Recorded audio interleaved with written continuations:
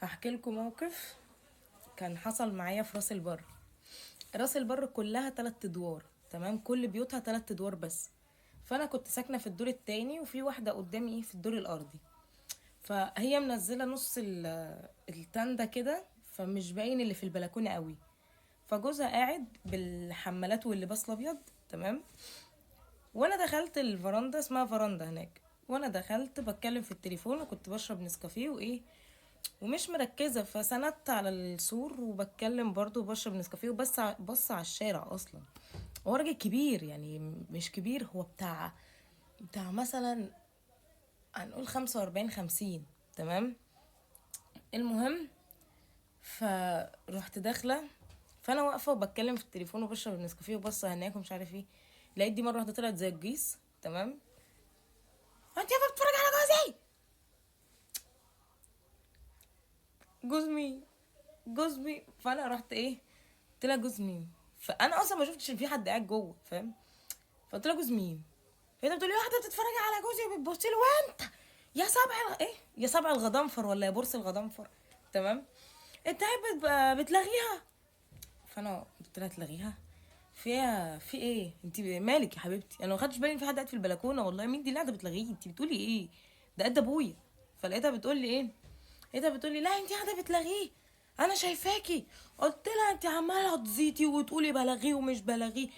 جوز مين ده جوز جزم شبه سدادة البانيو، مين ده اللي انا عماله ابص له ولا غير؟ انت عبيطه. فالمهم ايه، الحوار سخن بينا. فوقفت تشتم، فانا رحت شتماها. انا والله العظيم انا كنت فاكره نفسي في الكاميرا الخفيه، انا حاسه ان في حاجه.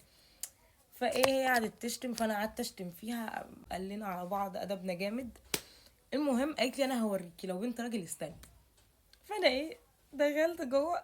لا مش دخلت جوه، قعدت يعني دخلت جوه، ما وقفتش على السور، دخلت قعدت على الكرسي، على الكنبه اللي بيبقى في البلكونه.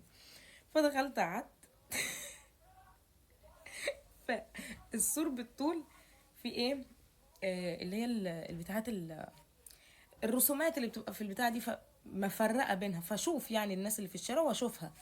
فانا قاعده كده وعامله كده مش عارف ايه، ومستنيه بقى اشوف هتعمل ايه. والله العظيم لقيت بعدها ايه، وانا بقى في راس البر ماليش حد هناك خالص خالص. المهم، فلقيت 3 نسوان، وحق لا اله الا الله، لو دخلوا في حيطه، لو دخلوا في حيطه يكسروها، والله لو خبطوا في حديده يتتقطع. المهم، فانا ايه، قلت اكيد مش طالعين عندها، فرحت رايحه ايه، واقفه عند البلكونه. والله العظيم فلقيتهم ايه، لقيتهم هما واحده فيهم بتتكلم في التليفون، الهجمه اللي فيهم. فلقيت الولايه اللي في البلكونه راحت مشاوره عليا، ولقيت دي راحت بصلي كده وهي بتتكلم ماسكه التليفون، راحت عامله لي كده. فضلت رافعه حاجه بعد كده وبص عليا، ولقيت راحت عامله كده بعدها. اقسم بالله انا شفت الحركه، انا رحت عامله كده وعملت نفسي رجعت لورا، ورحت نازله على الارض، ورحت ماشيه على ركبي. خرجت من البلكونه، دخلت على باب الشقه، طك طك طك بالمفتاح. بعدها بشويه لقيتهم ايه، بيخبطوا. بعدها بتاع بربع ساعه ولا حاجه ولا نص ساعه، قلت ايه اكيد فهموا الحوار منها وطالعين خلاص هيدبوا فيا. المهم فايه، فخاله كان معايا ساعتها هناك. خرج يفتح الباب، ماما كانت جوه بتعمل اكل، وخاله كان جوه في الاوضه بيصلي هو وجدتي. وانا ايه، كنت انا اللي في الحوار ده بقى بعد ما الدنيا هدت وشايفه، فانا شفتهم. فانا خرجت اجري، الحقني يا خالي، الحقني يا خالي، في نسوان جايه ومش عارف ايه. فخالي بص من اللي قال اللهم صل على النبي، نسوان عتائي، وهو ما شاء الله بيحب الاحجام يعني. المهم، فتح الباب. لا، واحده فيهم بتضربه كده، وتقول له يا فين البت ايه المقروصه اللي هنا. موسى، هو دي كاميرا انت البنت دي كمان؟ قالت له يا فين؟ عارف انت زي بحب الفواكه. قال لها جوه في الاوضه في ايه. اهدوا طيب، البنت مش حملكوا، دي عيله صغيره وغلطت وحقكوا عليا. وامي بقى دخلت عليهم، معلش. امي دخلت عليهم في صدرهم كده، معلش، معلش يا اختي، حقك عليا، دي عيله صغيره.